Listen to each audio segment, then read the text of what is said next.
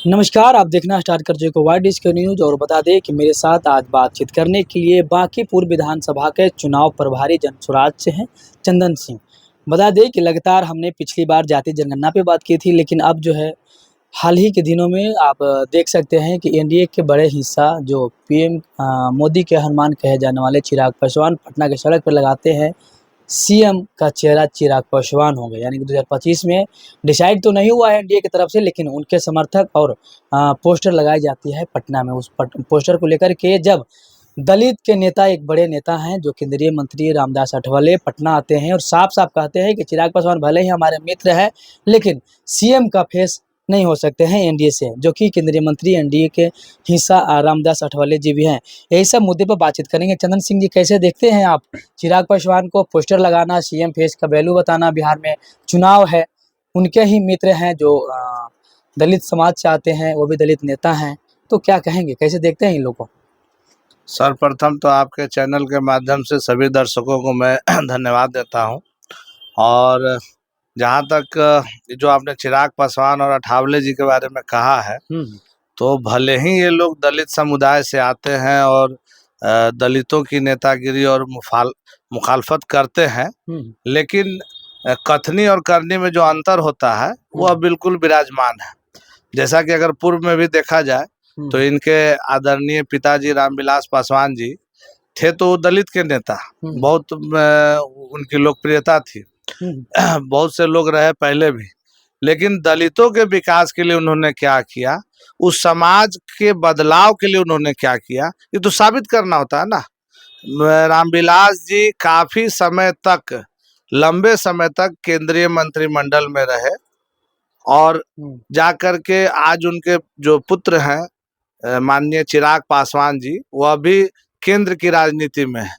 लेकिन वह बताए तो सही कि उन्होंने अभी तक दलित और आम जन के लिए उन्होंने क्या किया है, बताएं। केंद्रीय मंत्रिमंडल में ये हम तो बिहार में बैठ के देख रहे हैं, ये वो तो पूरे देश के प्रभारी है, तो पूरे देश के लिए उन्होंने क्या किया है। ये जो इतनी जो 150 करोड़ की आबादी है और बार बार हमारे प्रधानमंत्री जी जो हमारे देश के मुखिया हैं वो कहते हैं भाइयों और बहनों और हमारे 140 करोड़ देशवासियों, तो ये हम पूछना चाहेंगे माननीय प्रधानमंत्री जी से और उनके चुने गए केंद्रीय मंत्री से भी कि आम जन के लिए क्या हुआ। क्या ये 80 करोड़ अनाज लेने वाले ये 2 रुपया किलो अनाज देना, इसी से जीवन सफल हो जाएगा? इसके अलावा कुछ नहीं चाहिए।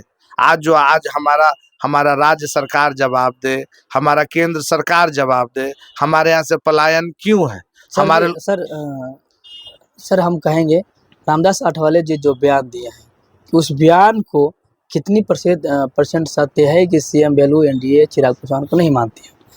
देखिए, अपने मुंह में मिठू बनने के लिए सब लोग चाहते हैं, लेकिन अपना पीठ खुद से थपथपाने से नहीं होता है।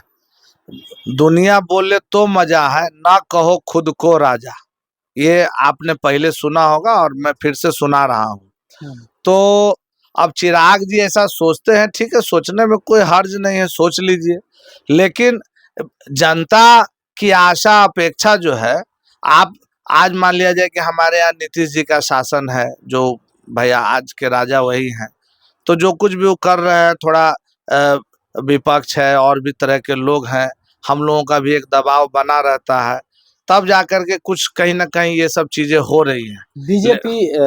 बीजेपी भले ही बड़ी पार्टी है, लेकिन बिहार में जो है छोटी पार्टी है। छोटी पार्टी इस चलते क्योंकि विधायक भले ज़्यादा है, लेकिन नीतीश कुमार जी जो है वो मुख्यमंत्री बने हुए हैं। चिराग पासवान के पास सिर्फ सांसद है, ना कि उनके पास विधायक हैं। तो आखिर कितने सीटों पर 2025 में चुनाव लड़ेंगे और कितने सीट लाएंगे तो उन्हें जो है सीएम का?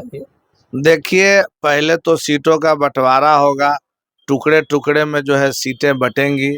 और अब हम क्या बोलें आपके इस मंच से, लेकिन सच को तो स्वीकारना होगा।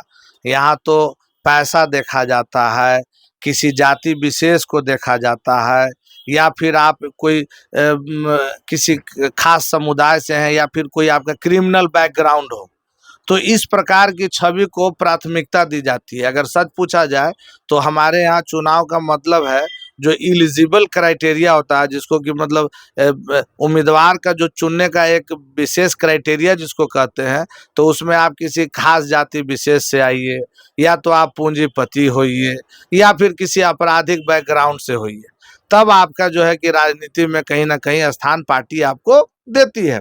तो यह वास्तु स्थिति है। इसमें आम आदमी, ईमानदार आदमी, कोई अनुभवी आदमी, रिटायर्ड आदमी, ये सब का तो कोई जगह ही नहीं है। उन लोग तो बेचारा झोला ढोते घूमते रहेगा। हमारे प्रधानमंत्री जी कहते हैं कि 1 लाख युवा की आवश्यकता है इस राजनीति में, 1 लाख युवा आगे आए, उनको मौका दूंगा, अवसर दूंगा। तो माननीय प्रधानमंत्री जी बताएं कि उस 1 लाख में कितने सौ, कितने हजार युवाओं को उन्होंने मौका दिया है या दे रहे हैं। और अगर ये जो हमारा देश है, ये हमारा संविधान जो कहता है कि भेदभाव नहीं होगा, भेदभाव नहीं करना है, तो फिर ये जात पात देख करके उसको कोई पद देना, उसको कहीं कुछ बनाना, ये कहाँ तक, कब तक ऐसा चलेगा? ये कहीं भी आज हम माननीय सरदार पटेल को बड़ा हम नमन करते हैं कि उनकी ही एक ऐसी व्यवस्था बनाई हुई है जो आज हमारा देश एक संघीय ढांचा में चल रहा है। तो उन्होंने तो ये सोच करके इसकी परिकल्पना नहीं की थी। आज जो आईएएस आईपीएस हमारे यहाँ है, तो 2 होते हैं स्थानीय और 3 होते हैं बाहर के, तो उससे ये संघीय ढांचा बना हुआ, नहीं तो कब का ये हमारा देश टूट गया होता। तो इसमें तो कहीं जात पात की बात नहीं आती है। तो फिर ये पॉलिटिक्स में ऐसा क्यों? ये मतलब किसी का कोई जमीन या जागीर है क्या कि उस पे वो बने रहेंगे? पिताजी गुजर गए तो उनके लड़के बने रहेंगे, लड़के चले गए तो उनके बच्चे बने रहेंगे। हमारे यहाँ तो ऐसा ही हो रहा है, यही देखने को मिल रहा है कि उनके पिताजी गए तो उनके बच्चे, उनके पिताजी बुजुर्ग हुए तो उनके बच्चे, तो बाकी के लोग कहाँ जाएंगे? मतलब झोला ढोते रहेंगे। चुनाव में जनसुराज क्या 2025 में अलग करने वाली है? दलितों के लिए हो या सभी वर्गों के लिए हो?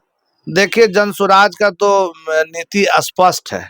जनसुराज का कहना है कि पलायन को सर्वप्रथम रोका जाएगा। जितना भी यहाँ से जो बेरोजगार युवक हैं, युवतियां हैं, जो बाहर जा रहे हैं 2 पैसा कमाने के लिए, उसको यहीं अपने ही गांव, अपने ही प्रखंड, अपने ही जिला में उनको काम का अवसर दिया जाएगा। कल कारखाने लगाए जाएंगे और महिलाओं को खास करके कम से कम ब्याज दर पर उनको ऋण मुहैया कराया जाएगा, मात्र 4% के दर पे। जितने किसान हैं उनको मुफ्त में मजदूर व्यवस्था की जाएगी, उनको मैन पावर दिया जाएगा, बिजली दी जाएगी, प्लांट एंड मशीनरी दी जाएगी, जिससे कि वो अपना काम कर सके और ज़्यादा से ज़्यादा पैसा कमा सके। तो ये सब नीति स्पष्ट है हमारे पार्टी की। क्या जातिगत जनसुराज करेगी? बाद में अगर मान लेते हैं उन्हें अगर ज़्यादा सपोर्ट नहीं मिला तो वोटरों को लुभाने के लिए, या फिर हमने फिर से आपसे दोहरा रहा हूँ कि सभी वर्गों को लेकर के एक साथ चलेगा, या आप सीट आए चाहे नहीं है उससे मतलब नहीं होता है, राजनीतिक अलग होनी चाहिए, जो अभी कहते नजर आ रहे हैं जनसुराज के सूत्रधार? देखिए, जो हमारे सूत्रधार और जो संस्थापक हैं, उनका स्पष्ट विचार है। मतलब पार्टी जितना भी सीट लेकर के आए, आज इतना तो है ना, कम से कम एक नई पार्टी के गठन होने के बाद वोट का प्रतिशत लोगों के समझ में ये बात आ रहा है कि कम से कम जो है सो कि लोगों का रुझान बढ़ा है, लोग समझने लगे हैं, लोग जागरूक हुए हैं।